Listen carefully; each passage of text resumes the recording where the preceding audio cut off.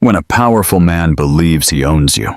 What happens when a powerful man believes he owns you? Proudly declaring to the world that you're nothing without him? For Eleanor, walking away from her marriage was an act of raw survival. Her husband, Mark, simply laughed. "Give her a week," he'd boasted to his friends. "She'll come crawling back, begging." He was so certain he had broken her. What he didn't know was that she was pregnant. And he never could have imagined that just hours after his arrogant boast, a reclusive billionaire, a man with a secret past of his own, would find her at her darkest moment and make her an offer that would change everything. The light from the crystal chandelier in the New York City Polo Club dripped down onto the city's elite. On the outside, Eleanor Vargas was the picture of perfect success, her arm looped through her husband's, Mark Vargas.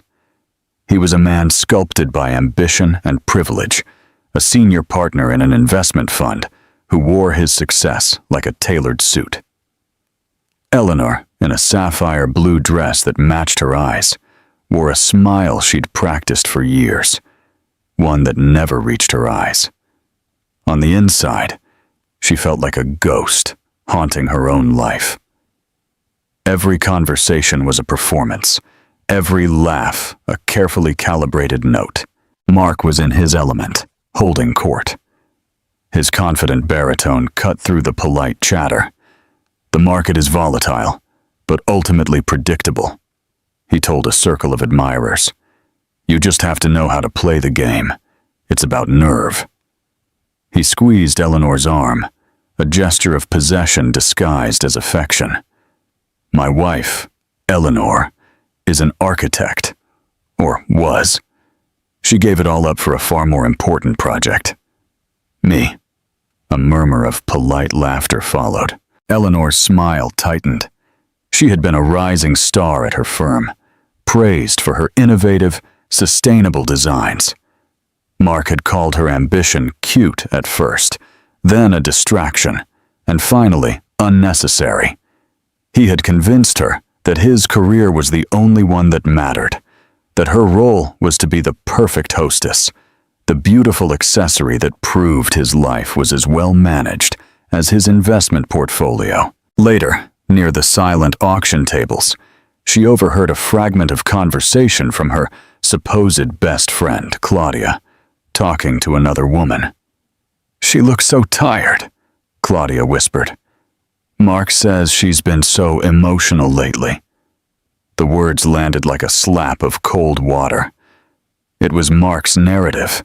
He had been seeding this idea for months, painting her as unstable, her quiet desperation reframed as a hormonal imbalance. He was isolating her, one friend at a time, making sure that if she ever screamed, no one would hear. The final breaking point wasn't a bang, it was a toast. A prospective client, a man named Mr. Thompson, raised his glass to Mark. To Mark Vargas, a man who has it all, a brilliant career and a beautiful, devoted wife. "Tell me, Mark, what's your secret?" Mark beamed, his ego swelling to fill the space. He leaned in conspiratorially. "The secret? You have to be the sun in their sky. Without you, their world goes dark. Right, darling?" He looked at Eleanor, his eyes gleaming with a challenge. The room waited for her submissive nod. But something inside her, a long, dormant sliver of steel, refused. She just stared back, her expression unreadable. For a fleeting second, his polished mask slipped. She saw a flicker of panic, of cold fury at her insubordination. He recovered quickly, laughing. "She's playing shy." The car ride home was a suffocating, silent hell. The moment the heavy oak door of their Upper East Side townhouse closed, the performance was over. "What the hell was that?" he hissed, yanking at his tie. "You made me look like a fool. You're supposed to play your part." "What part, Mark?" Eleanor's voice was dangerously quiet. "The adoring doll with no thoughts of her own?" "It's the part that paid for your dress, for this house, for your entire life," he roared, his voice echoing in the marble foyer. "You were nothing before me, just a simple draftswoman in a cubicle. I gave you everything. You took everything away from me," she whispered, the truth landing with the force of a physical blow. "My career, my friends, my confidence." She looked around the opulent, sterile space. It wasn't a home. It was a set, a gilded cage. "Oh, this is rich," he sneered, following her as she walked in a daze toward the master bedroom. "You're getting all dramatic again. Is it that time of the month?" She stopped, her back to him. That was it. The final, casual dismissal of her humanity. She turned, her eyes clear and cold. "No, Mark, it's not." She walked into the walk-in closet, a room larger than her first apartment, and pulled out a single suitcase. She didn't pack the designer clothes or the jewels he had bought her, the golden shackles. She packed the few things that were truly hers, a worn copy of The Fountainhead, her old sketchbooks, a framed photo of her late parents. Mark watched, a sneer on his lips. He leaned against the doorframe, radiating an unassailable confidence. "This is pathetic, Eleanor. Where will you go? Your sister's? Her little two-bedroom apartment? You'll last a week, maybe 2 before you realize the mistake you're making." She zipped the suitcase and walked past him without a word. He grabbed her arm. "You are not walking away from me." "I should have done it years ago," she said, wrenching her arm free. His sneer widened into a smile of pure arrogance. "Fine, go. Have your little tantrum. But you'll be back. You'll come crawling. You are nothing without me, and you know it." His last, cruelest blow came as her hand was on the front door, spoken loudly for the imaginary audience in his head. "I'll tell everyone at the club you've had a little breakdown. They'll understand. When you come back, tail between your legs, we'll say you just needed a little rest." She stepped out into the cold New York night. The door closed behind her with a definitive click. She didn't look back. She hailed a taxi and gave the driver the address of the cheapest, most anonymous motel on the outskirts of the city. In the sterile, bleach-smelling room of the Starlight Motel, under the flickering neon sign, Eleanor finally allowed herself to break. Sobs shook her body, a storm of grief for the years she had lost, and of terror for the future she couldn't see. Her money was in a joint account. He controlled it. She had less than $30 in her purse. He was right. She had nothing. Then she remembered. The tiredness, the recent nausea she had blamed on stress. Her period, which he had so cruelly mentioned, was 6 weeks late. With shaking hands, she rummaged through her purse and pulled out the emergency drugstore bag she had bought on the way here. Not for pills, but for a pregnancy test. She sat on the edge of the dingy bathtub, waiting for the longest 3 minutes of her life. And there it was. 2 pink lines, clear and unforgiving. Pregnant. A wave of sheer terror washed over her, followed by something else, something fierce and unexpected. Resolve. This was no longer just about her. She wasn't saving just herself. She was saving her child. Mark would never, ever have this child. He would not turn her son or daughter into another accessory in his perfect life. His boast rang in her ears. "You'll be back, crawling." "Never," she whispered to the empty room, a protective hand on her still flat stomach. "Never." She felt utterly, terribly alone. But as she stared at the pink lines, she realized she wasn't. The next 24 hours were a blur of cheap coffee and fear. The Starlight Motel was a symphony of misery. The groan of trucks on the nearby highway, the muffled arguments from next door, the constant hum of the old air conditioner. Eleanor sat on the lumpy bed, her sketchbook open in her lap. But her hands wouldn't move. The creative spark that had once defined her felt like a distant memory, snuffed out by years of Mark's casual disregard. She had called her sister Maya, an impetuous social worker who had never bought into Mark's charm. "Oh, Ellie, finally," Maya had breathed. "I'm coming to get you. You can stay with me. We'll figure it out." But the thought of being a burden on Maya, of cramming herself into her tiny one-bedroom with a baby on the way, filled Eleanor with a fresh wave of shame. Mark had orchestrated this. He had systematically dismantled her support systems until he was the only one left standing, the sole provider, the benevolent dictator. Crawling back to him would be a surrender. Crawling to her sister felt like a different kind of defeat. She was staring up at the water-stained ceiling, tracing the cracks and imagining them as fault lines in her own life when her phone vibrated. It was a number she didn't recognize, with a sleek, minimalist prefix she vaguely associated with international business. Probably a wrong number. She ignored it. It vibrated again, and a third time. A cold knot of dread formed in her stomach. It was Mark. He must have gotten a burner phone to harass her, to wear her down. Steeling herself, she answered, ready to hang up immediately. "Hello?" she said, her voice betraying a slight tremor. There was a pause, and then a voice, low and calm, with an unmistakable European accent. It was not Mark. "Am I speaking with a Ms. Eleanor Davis?" The use of her maiden name was a jolt. No one had called her that in 6 years. "Who is this?" "My name is Julian Devereaux." The name rang a distant bell. Devereaux. Devereaux Capital. A global investment firm known for its almost mythical success and its enigmatic, reclusive founder. A man who occasionally appeared in the financial pages, but never in the gossip columns. He was a legend, a ghost in the machinery of global finance. She had seen him once, years ago, when she attended a conference on sustainable urban development, where he was a surprise guest speaker. He had spoken with a quiet intensity that had captivated the entire auditorium. "Mr. Devereaux, I don't understand. How did you get this number?" "I have resourceful people," he said simply, without a hint of boastfulness. It was a statement of fact. "I was at the gala last night. I happened to observe your departure." Eleanor's face burned with humiliation. He had seen it. The public, silent schism. The look on Mark's face, her escape. "I see.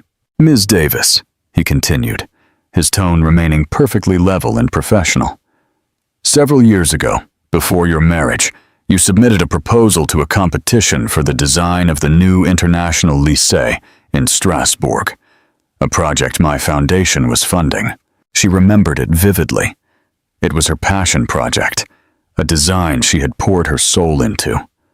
A school built around a central, sun-drenched atrium, utilizing recycled timber and geothermal heating. A building meant to breathe, to nurture. She had been a finalist, but had withdrawn her proposal after Mark proposed. He told her it was time to focus on their future. "Yes, I remember it," she said, her voice thick with a sudden sharp ache for the woman she had been. "I always believed it was the superior design," Julian Devereaux said. "It was innovative, humane, and elegant. It was a crime that it was never built." Tears pricked Eleanor's eyes. To hear her work, buried for so long, spoken of with such respect by a man of his stature, was unnerving. It was water on parched earth. "Thank you," she managed to whisper. "I am not calling for a simple compliment, Ms. Davis," he said. "I am calling with a proposition. I am aware of your situation, at least the broad strokes. I know a man like Mark Vargas. His ego is his primary currency. He will not let you go easily, and he will ensure you have nowhere to go." She couldn't speak. He had just articulated her deepest fear with chilling accuracy. "I am flying to Paris tonight from JFK," he said.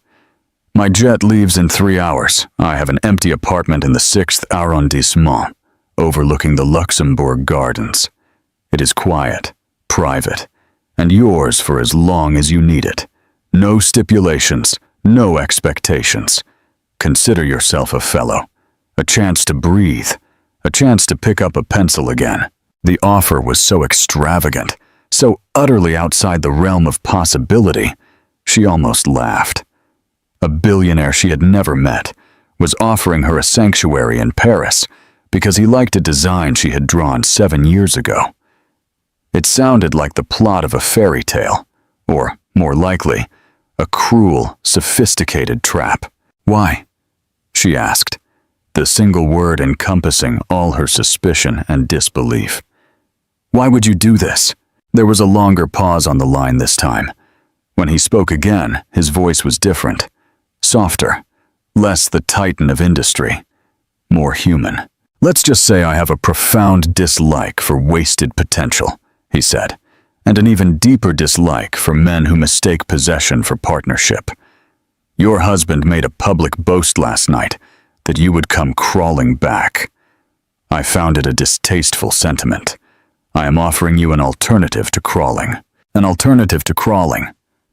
The words resonated deep in her soul. 3 hours, he repeated. A black sedan will be waiting at the entrance of the Starlight Motel in 30 minutes. The driver's name is Jean-Pierre. He will not speak unless spoken to. If you are not there, he will leave, and I will not contact you again. The choice is entirely yours, Ms. Davis. He hung up. The silence in the room was absolute. Eleanor stared at the phone in her hand. This was insane. It was a risk of monumental proportions. Who was this man? What were his true motives? She was a pregnant, vulnerable, and alone woman.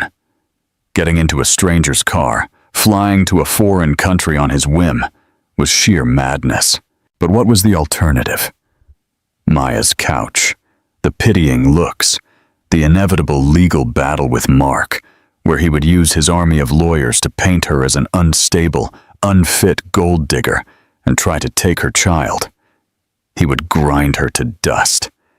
Julian Devereaux's offer was a leap into the unknown, a jump from a cliff. But staying felt like being buried alive, slowly and methodically. He knew about Mark's boast.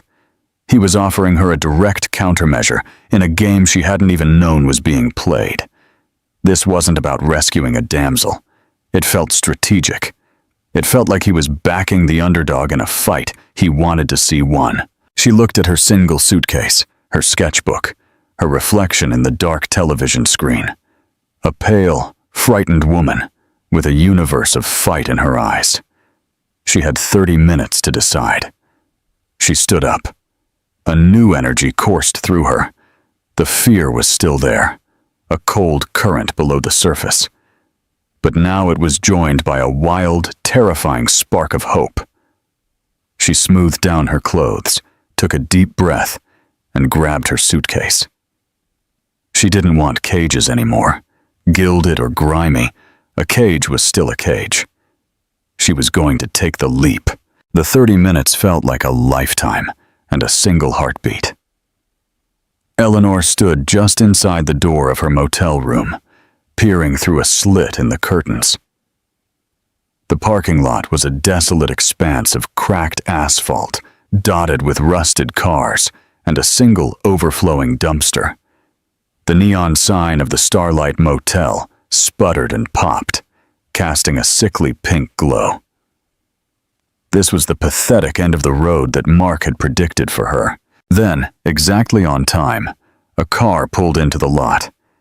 It moved with a silent, fluid grace that was utterly foreign to the surroundings. A black Audi A8, its tinted windows an impenetrable obsidian. It didn't look like a car. It looked like a piece of the night that had detached itself and settled.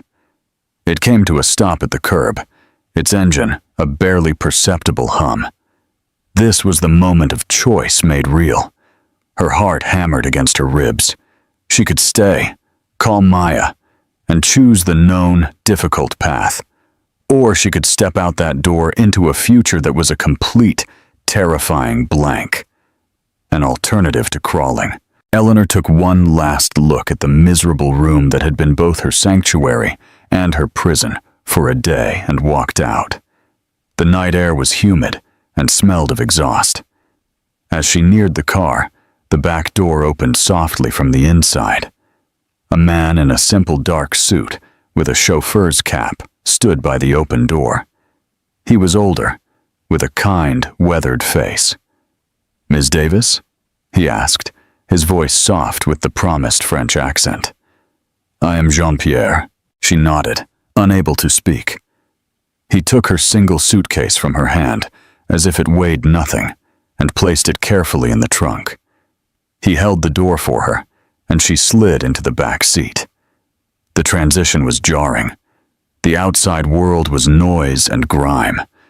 Inside, there was absolute silence and cool, leather-scented air.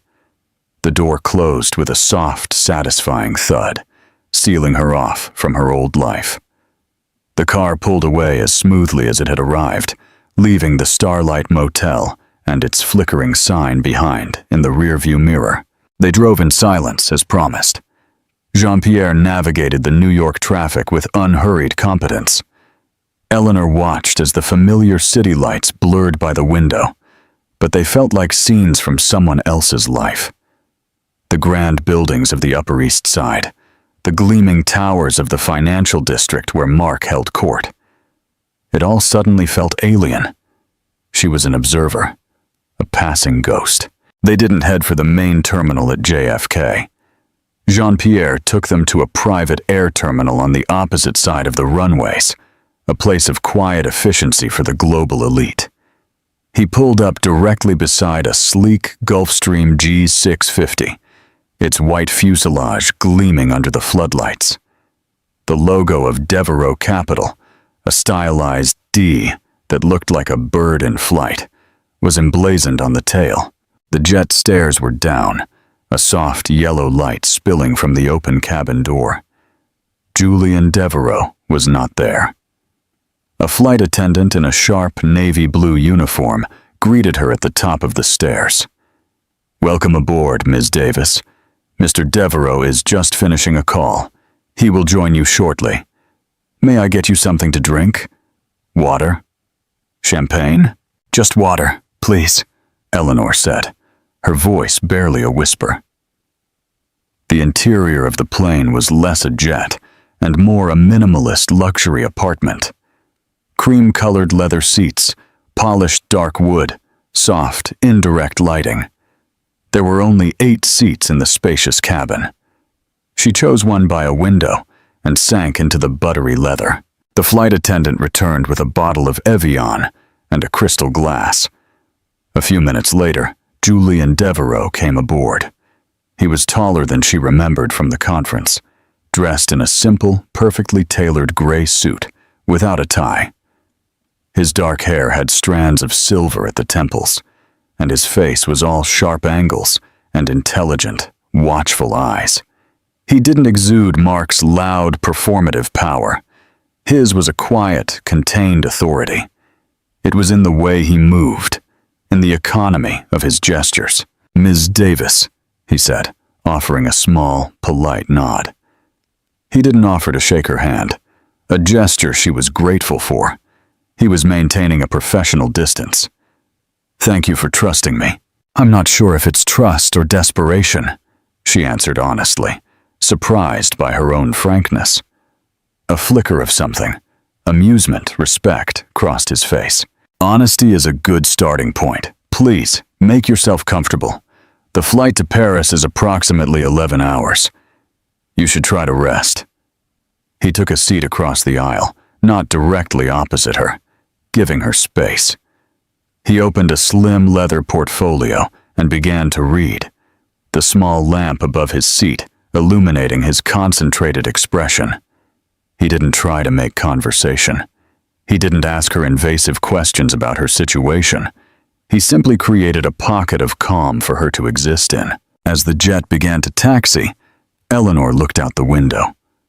The plane turned, and for a moment, she had a perfect, glittering view of the New York skyline. The tower where Mark's office stood loomed tall, a beacon of the power and wealth she was leaving behind. She thought of him, probably at home or at a bar with his friends, laughing, confident in his prediction. "You'll be back, crawling." A quiet fury, cold and clean, burned in her chest. The engines came to life, a powerful, controlled sound that vibrated through her seat. The jet sped down the runway, faster and faster, pushing her back into the soft leather. And then, the magical, weightless moment of takeoff. Eleanor watched as the lights of New York shrank beneath them, becoming a web of gold and silver threads against the dark earth. With every foot of altitude they gained, she felt the weight on her shoulders lighten, the suffocating pressure of her life with Mark, the judgment of his social circle, the crushing burden of his expectations. It was all down there, getting smaller and smaller, until it was just another pattern of lights in the vast blackness. She was flying away, not just from a man, but from a version of herself she no longer recognized. She was flying toward an unknown future, carrying a secret new life within her. She looked at Julian Devereaux.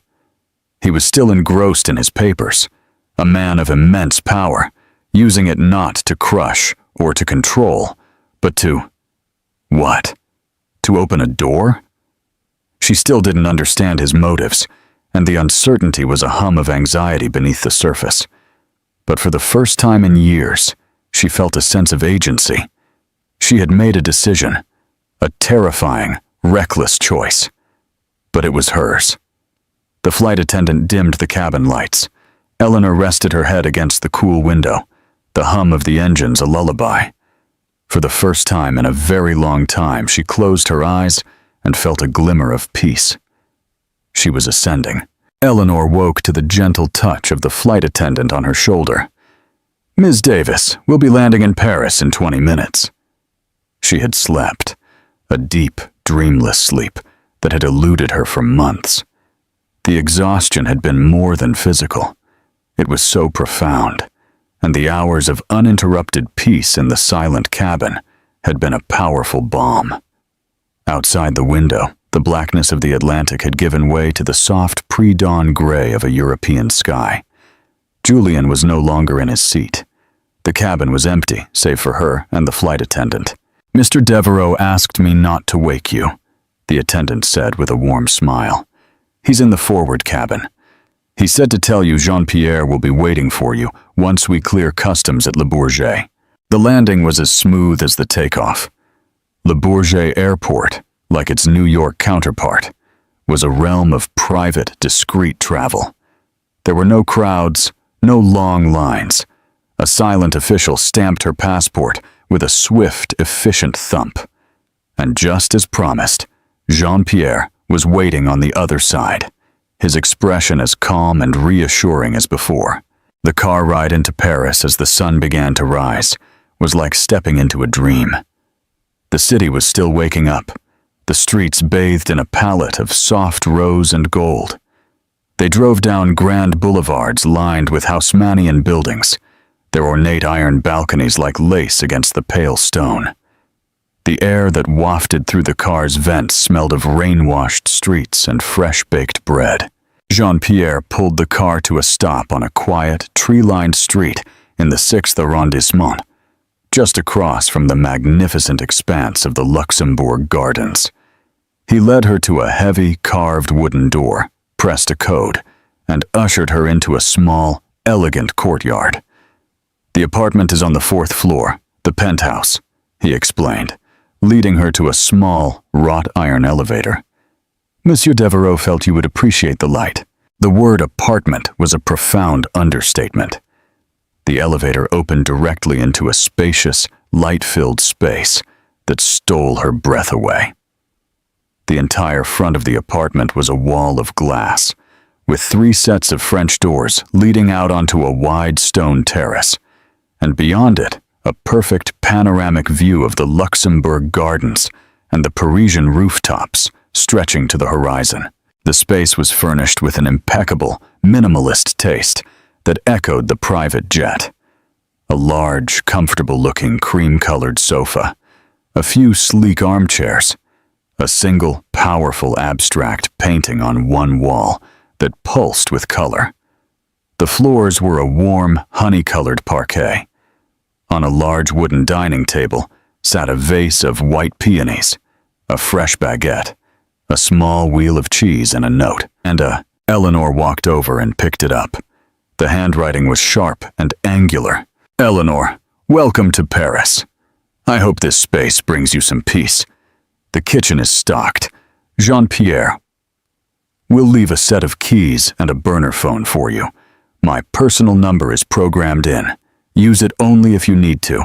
I have business in Geneva and will not disturb you. There is a sketchbook and a set of pencils at the desk. Sometimes, the best way to find your voice is to draw a new world. Julian." Her eyes went to a sleek, modern desk in the corner, and there they were, a beautiful leather-bound sketchbook and a row of perfectly sharpened graphite pencils. It was such a specific, thoughtful gesture. He had not just given her a place to stay, he had given her back her tools. He saw her not as a victim, but as a creator. Jean-Pierre set her suitcase down by the door. "Madame, do you require anything else?" "No, Jean-Pierre. This is more than enough." "Thank you," she said, her voice filled with wonder. Monsieur Devereaux also arranged for a doctor's appointment. A woman. Dr. Sylvie Rousseau is one of the top obstetricians in Paris. Her office is a short walk from here. The appointment is for tomorrow at 10. Her details are next to the phone," he added gently, his eyes kind. "He thought you might want some peace of mind." Eleanor stared at him, stunned. He knew. Julian knew she was pregnant. How could he possibly have known? She hadn't told anyone. Had he seen the test in the motel trash? Had his resourceful people found out? The thought was invasive, a violation of her most private secret. A cold knot of her old fear and suspicion returned. Was this sanctuary just a more beautiful cage? Was this another man trying to manage her life? As if reading her mind, Jean-Pierre said quietly, "Monsieur Devereaux is a very observant man, madame. At the gala, he noted that you avoided the wine, but also that you placed a protective hand on your stomach several times when your husband wasn't looking. It was only an inference, a guess. He apologizes if it was an overstep. An inference, not espionage. Observation.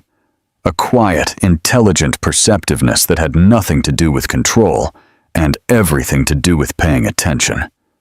Mark had never noticed such a detail in 6 years. Julian had noticed it in a single night from across a crowded room.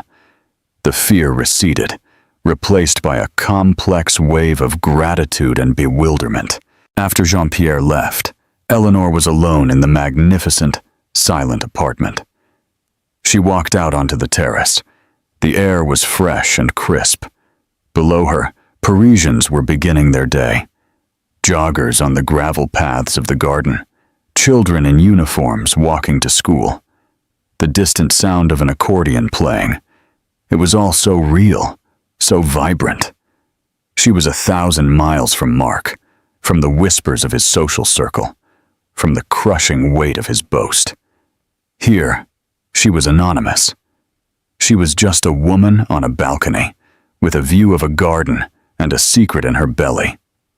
For the first time since she had seen those 2 pink lines, the terror was eclipsed by a fragile, tentative sprout of joy.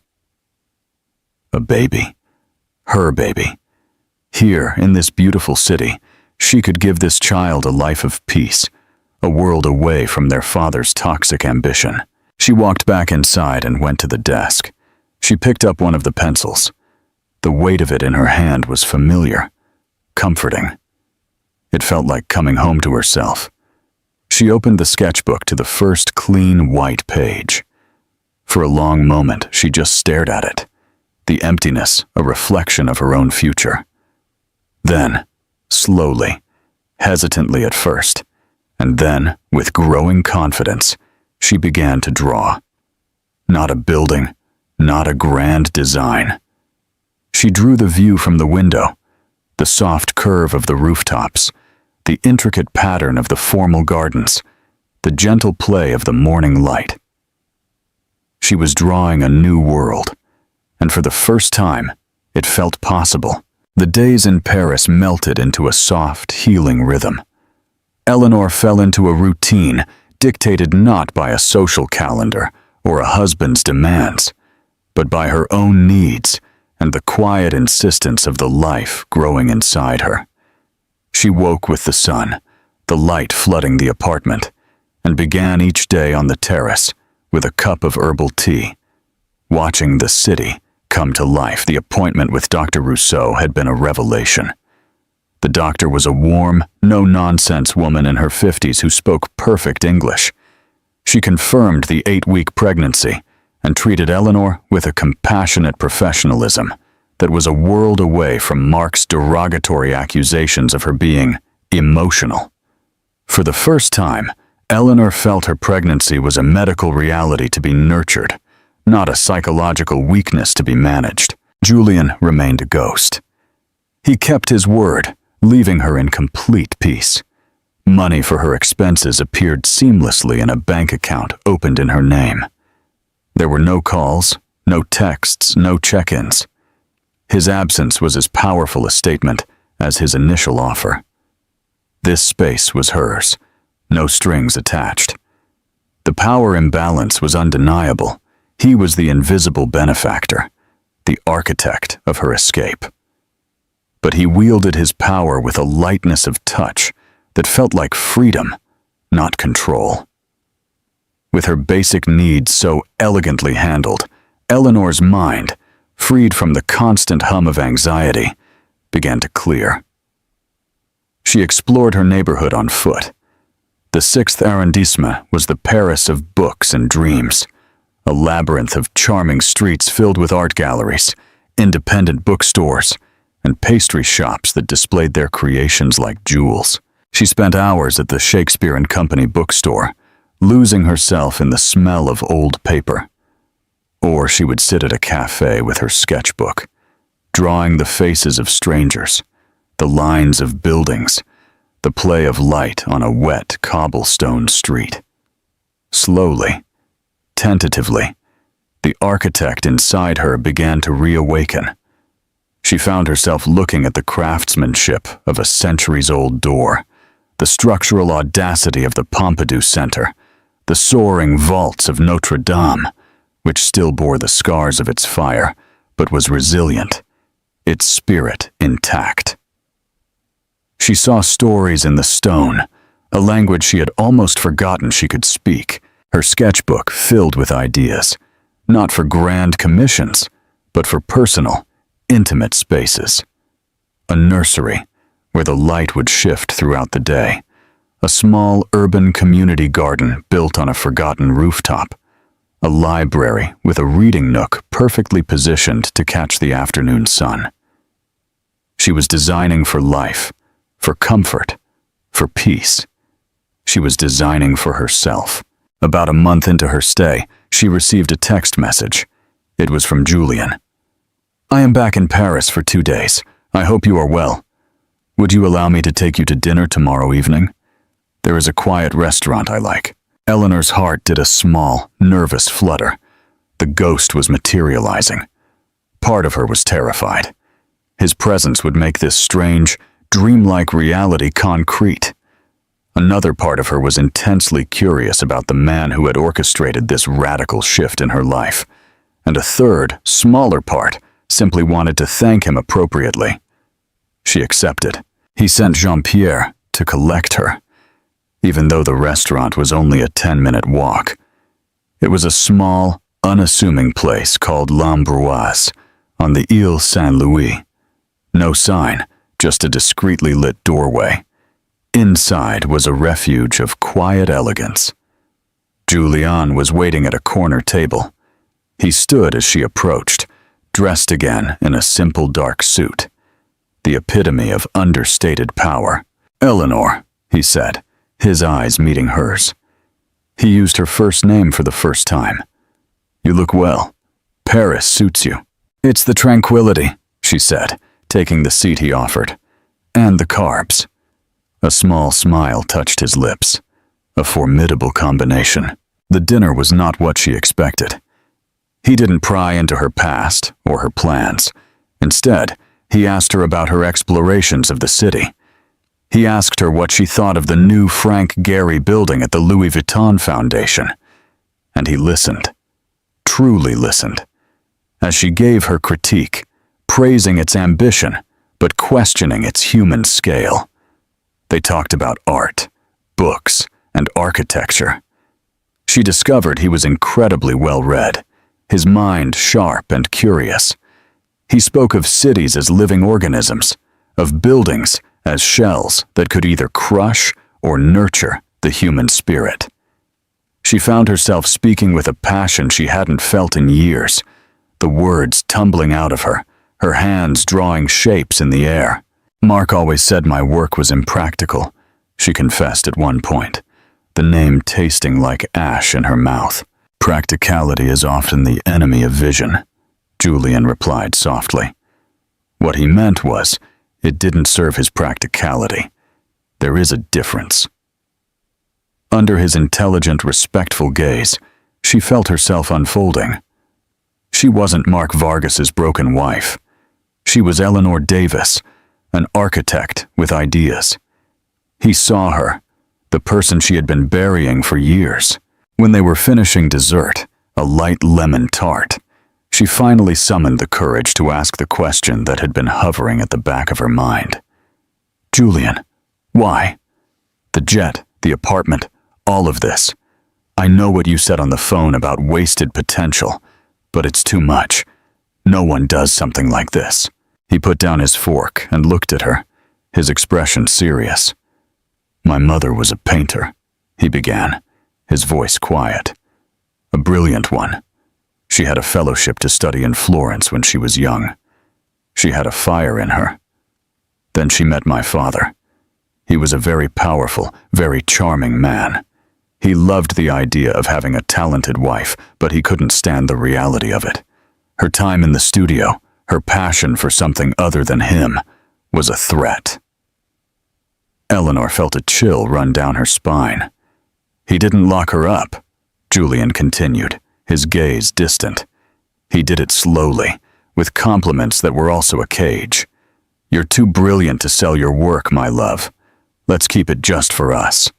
He bought her the best supplies, built her a magnificent studio, and filled her life with so many social obligations, so many duties as his wife, that she never had the time or energy to use it. He extinguished her fire with a velvet glove. He looked back at Eleanor, his eyes filled with a deep, ancient pain. "She died when I was 20. She wasn't old, but her spirit was." The studio was filled with blank canvases. At the gala, when I saw your husband dismiss your life's work with a joke, and I saw the look in your eyes, I saw my mother. I saw the beginning of the same story. I have the resources to offer a different ending. So I did. The confession hung in the air between them, raw and deeply personal. This wasn't about pity. It was about empathy. It was about him trying to right a wrong that had shaped his own life. The hidden motive wasn't sinister. It was heartbreakingly human. Tears welled in Eleanor's eyes. "I'm so sorry, Julian." "Don't be." His voice had regained its composure. "Just don't let anyone keep your canvases blank." When Jean-Pierre drove her home that night, the silence in the car felt different. It was no longer the silence of strangers, but the comfortable silence of a shared understanding. The power imbalance was still there, a fact of their circumstances. But now it was colored with context, with humanity. Back in the apartment, she went to the window and looked out at the sleeping city. Julian Devereaux was not a savior or a prince. He was a man shaped by his own loss, a man who saw a reflection of his mother's tragedy and chose to intervene. He hadn't rescued her. He had simply opened a door and trusted that she would walk through it. She put a hand on her stomach, where the first soft flutters of life were just beginning. She was not his mother. Her story would have a different ending. She picked up her pencil. The lines she drew that night were stronger, bolder, filled with a newfound purpose. The next few months were a period of quiet blossoming. The morning sickness faded, replaced by a surge of energy. Eleanor's belly began to swell, a gentle, wondrous curve that she would trace with her hands as she stood on the terrace each morning. The baby was a tangible presence now, a secret companion in her Parisian life. Her work became her focus. The sketchbook was no longer enough. She bought drafting software, set up a proper workspace on the big dining table, and lost herself in creation. She was designing a theoretical project, a women's shelter, but it was unlike any shelter she had ever seen. It was built around a central, sun-drenched, secure courtyard. The rooms were small but private, each with its own window that looked onto greenery. There were communal kitchens, a library, a childcare center, and workshop spaces where women could learn new skills. It was not a place for victims to hide. It was a place for survivors to rebuild. It was humane, dignified, and fierce. It was everything she had ever needed. She and Julian settled into a comfortable, if unconventional, friendship. He would text her every week or two when he was in Paris, and they would have dinner or walk through the Musée d'Orsay, talking for hours about the Impressionists' use of light. Their conversations were a meeting of minds, a respite for them both. There was a soft, unspoken chemistry between them, a warmth that hovered just below the surface of their friendship. But neither of them crossed that line. It was too soon, the ground still too shaky. For now, this intellectual and emotional companionship was more than enough. One autumn afternoon, Eleanor was returning from the market, her bags full of fresh produce, when she saw him. He was standing across the street, looking up at her building. Mark. The sight of him was a physical shock. The air rushed from her lungs, the vibrant colors of the Parisian street fading to gray. He looked thinner, his tailored suit seeming to hang on him a little. But the arrogance was still there in the set of his jaw, in the way he was surveying the building as if evaluating its worth. For a terrifying moment, she froze. The old fear, the conditioned response to his presence, seized her. Her first instinct was to run, to hide, to crawl back into the beautiful cage and lock the door. Then she felt a small, persistent kick within her, a tiny life reminding her she was no longer just fighting for herself. That small flutter of movement was an anchor. It grounded her. The fear was still there, but now it was laced with a surge of pure, goodbye, primal anger. How dare he? How dare he bring his toxicity to her sanctuary? He saw her. His eyes locked onto hers across the street. A slow, triumphant smile spread across his face. The smile of a hunter who has finally cornered his prey. He started to walk toward her, sidestepping a sputtering scooter. She didn't run. She stood her ground on the sidewalk, her grocery bags a flimsy shield. She lifted her chin, her heart hammering, but her expression a mask of a calm she didn't feel. "Eleanor," he said, his voice a low purr as he reached her. "I have to admit, this is a more elaborate tantrum than I expected. A Parisian love nest from a billionaire? It's a bit cliché, even for you." His eyes swept her body, taking in her simple maternity dress, her swollen belly. His smile faltered for a second, replaced by a flash of genuine shock. Then something darker. "Pregnant. And mine," he breathed, a strange, acquisitive gleam in his eye. "My son. You were going to hide my son from me." "This is my child, Mark," she said, her voice firm and cold. "You forfeited any right to be part of their life when you told me to crawl back to you." He laughed, a harsh, dismissive sound. "Oh, Ellie, don't be so dramatic. You're hormonal. I forgive you. We can go home. We'll tell everyone you were on an extended European holiday. It's time to end this little game." He reached out a hand to grab her arm. She flinched back sharply. "It's not a game. It's my life, and you're not in it anymore." The rejection, so clear and definitive, wiped the smile from his face. His expression hardened into the familiar mask of fury she knew so well. "Don't be a fool. What do you think this Devereaux man wants with you? A pregnant, runaway wife? You're a temporary diversion for him, a charity case. When he gets bored, he'll toss you out and you'll have nothing. Again, I'm offering you a way back to your life, to our life. The life you offer me is a cage, Mark. I'm done with cages," she said.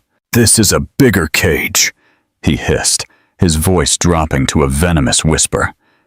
"You're just a kept woman. You traded my control for his. At least with me, you had status. With him, you're just a secret." He was using his old weapons, belittling her, defining her reality for her, making her doubt her own choices. The words were designed to find the cracks in her confidence and blow them wide open. 6 months ago, they would have worked. But she was not the same woman. She had spent months breathing free air, rebuilding her sense of self from the ground up. She had a life, a purpose, a child to protect. "The difference," she said, her voice ringing with a clarity that surprised them both, "is that Julian gave me a key. You just changed the locks. Now, I need you to leave." "I'm not going anywhere," he snapped, taking a step closer. "You're my wife." "No," said a calm voice from behind Eleanor. "She's not." Julian had appeared as silently as dusk. He wasn't in a suit, but casual slacks and a dark sweater. He didn't look threatening, but his presence shifted the entire dynamic of the street. He simply stood next to Eleanor, a solid, reassuring force. He didn't touch her, but she could feel his support like a physical shield. Mark stared at Julian, his expression a mixture of hate and envy. "Devereaux, the great man himself, come to protect your new pet project?" Julian ignored the taunt.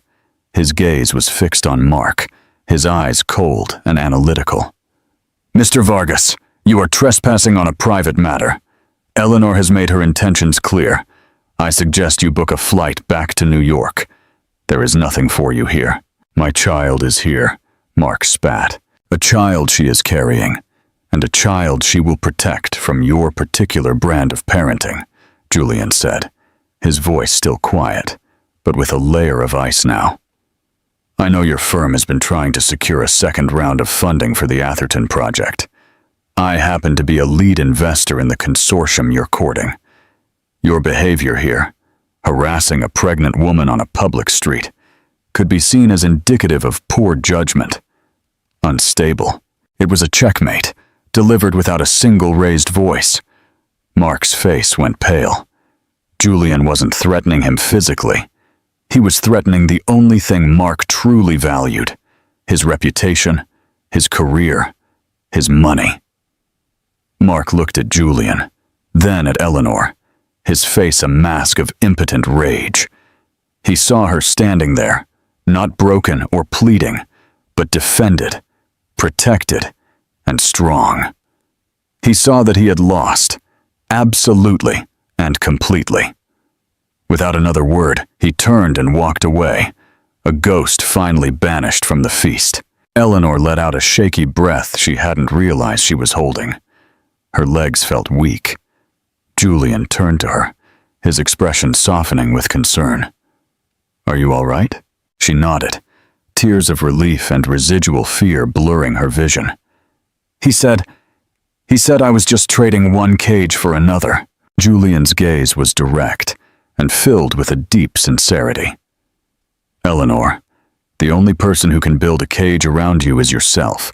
My only intention was to give you the space and the tools to build a door instead.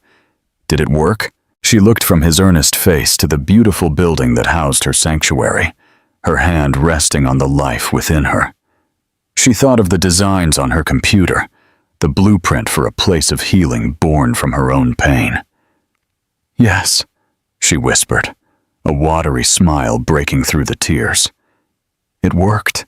The confrontation with Mark left an echo, not of fear, but of finality. It was a door slammed shut on the past, the lock turned. But it also brought into sharp focus the quiet, unresolved questions about her future with Julian. He had protected her, not by fighting her battle for her, but by strategically dismantling her opponent. He had treated her like an ally, not a victim to be rescued. That evening, the beautiful apartment felt different. It was no longer just a sanctuary. It was a home she had defended. Julian had offered to stay in a hotel to give her space, but she had insisted he stay for dinner. She needed to close this circle, to move from the ambiguity of their arrangement to the clarity of truth. She made a simple pasta, and they ate at the dining table, which was now covered with her architectural drawings. The blueprints for the Vance house the board had insisted on naming the shelter in her honor were spread out, a testament to her work over the past months. For a while they ate in a comfortable silence. Then Eleanor pushed her plate away. "Your threat to him," she said, "about his funding. You would have done it, wouldn't you?" Julian looked at her without hesitation. "Yes. Men like Vargas only understand the language of power and consequences." I spoke to him in his native tongue. "Thank you," she said softly. "Not just for today, for everything. But Julian, I can't live on your charity forever. I won't. I've been working on this." She gestured to the blueprints. "It's just a design, a concept, but it's the best work I've ever done. I need to stand on my own 2 feet, for me and the baby." He looked down at the drawings, not with a cursory glance, but with the focused eye of someone who understood design. He spent several minutes studying the layout, the flow of the spaces, the notes she had made in the margins about materials and light. "This is not a concept, Eleanor," he said finally, his voice filled with genuine admiration. "This is a manifesto. It's a statement about dignity, safety, and community. It's brilliant." He looked back at her. "The Devereaux Foundation has a philanthropic fund for innovative urban architecture. We focus on projects that have a significant social impact. We receive hundreds of proposals a year." He paused, and her heart began to beat faster. "This," he said, tapping the drawings, "is better than anything I've seen in the last 5 years. I want you to present it, not to me, but to the board. I'll recuse myself from the vote, of course, but I think you have a very good chance of it being fully funded." Eleanor stared at him, speechless. He wasn't offering her a handout.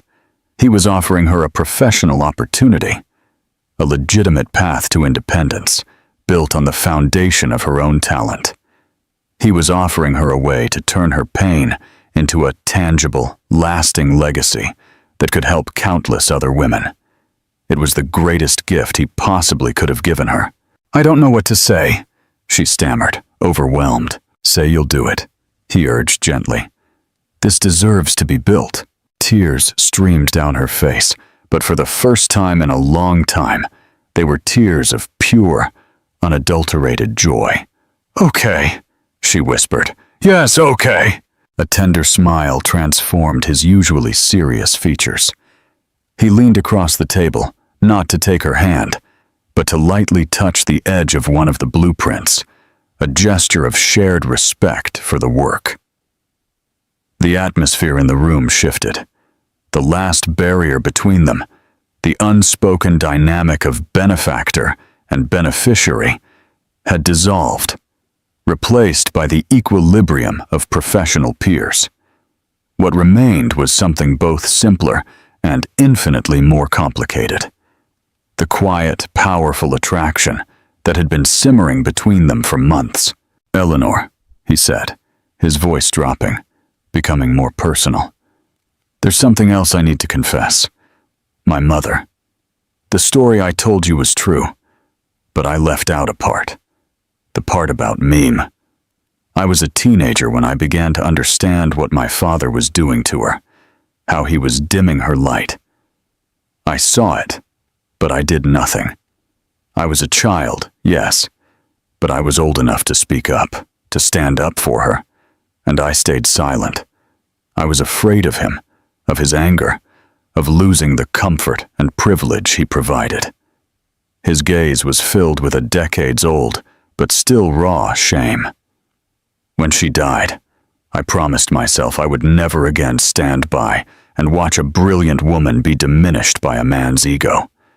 When I saw you that night at the gala, it was like a second chance, an opportunity to do what I was too cowardly to do for my own mother. His vulnerability was a raw, open wound. She finally understood the depth of his motivation. This was his redemption, not just hers. He wasn't just saving her.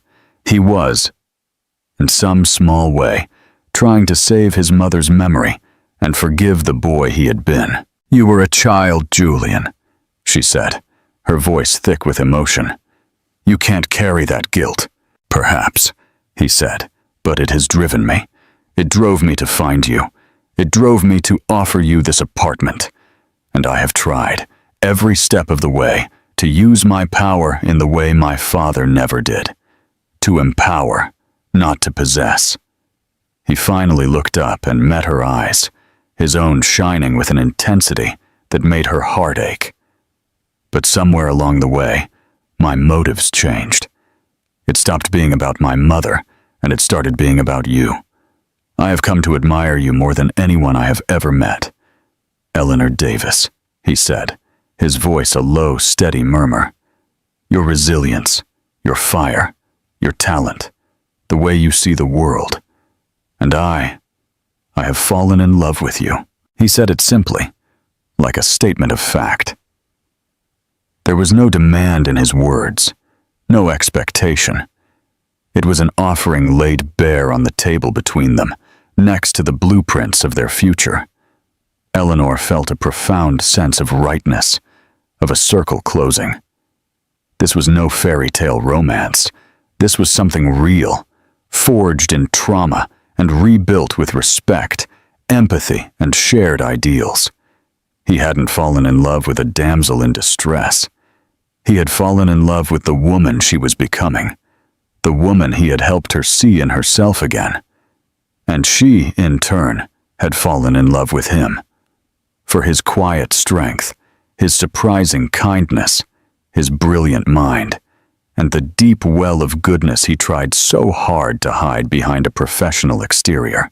She stood up, walked around the table, and stopped in front of him. He looked at her, his expression uncertain for the first time. She didn't say a word. She simply leaned down and kissed him. It was not a kiss of frantic passion or desperate relief. It was a kiss of profound mutual understanding. It was a kiss that tasted of second chances, of quiet healing, and of a future waiting to be built together. It was the language of light and stone, a whispered promise in the heart of Paris. A year later, the Parisian sunlight poured through the same windows, but it illuminated a different world. The large dining table was still a workspace, but now the architectural blueprints for the Vance house, the board had insisted on naming the shelter in her honor, shared space with a scattering of baby bottles, a half-chewed teether, and a small stuffed giraffe. In the center of the living room, on a soft sheepskin rug, Julian Devereaux sat cross-legged on the floor, making a ridiculously complicated face at the 6-month-old baby girl propped against a cushion. The baby, Lily Rose Devereaux, gurgled with delight and reached a small, chubby hand up to pat his nose. Lily had Eleanor's sapphire eyes and Julian's quiet, observant nature. She was a child of peace, born into a world of love and light, a world her mother had fought so hard to create for her. Eleanor stood by the window watching them, a soft smile on her lips. The sight of this powerful, formidable man, a man who could move markets with a single phone call, utterly captivated by their tiny daughter, filled her heart with a warmth that was almost overwhelming. Her life was unrecognizable from the suffocating existence she had fled in New York. The Vance house was now under construction in a quiet neighborhood in the downtown district, a rising structure of sustainable wood and recycled steel. Eleanor was on site several times a week, her hard hat on, overseeing the project with a confidence that felt like a second skin. She was no longer just an architect. She was a creator, a leader, a testament to the fact that you could lay a new foundation at any point in life. Her relationship with Julian had blossomed into a deep, profound partnership. They weren't married. Not yet. They were in no hurry. They were too busy building their life, their family, their future, on a foundation of mutual respect and absolute trust. He was her fiercest advocate and her most astute critic, pushing her to be bolder in her designs. She, in turn, had brought a softness and a light to his carefully ordered world, teaching him the joy of unstructured Sunday mornings and the simple pleasure of falling asleep with a baby on his chest. The power imbalance that had once defined their circumstances had found its equilibrium. He was still a billionaire, and she a working architect. But in their home, they were simply Julian and Eleanor, partners in everything. Mark was a distant memory, a ghost she had long since stopped thinking about. She had heard through her sister Maya that his firm had lost the funding for the Atherton project. His reputation had taken a hit, and his carefully constructed world had begun to crumble under the weight of his own arrogance. He had tried to contest the divorce, to claim Lily, but Julian's lawyers, combined with Eleanor's own testimony and the evidence of his financial control, had left him with no leg to stand on.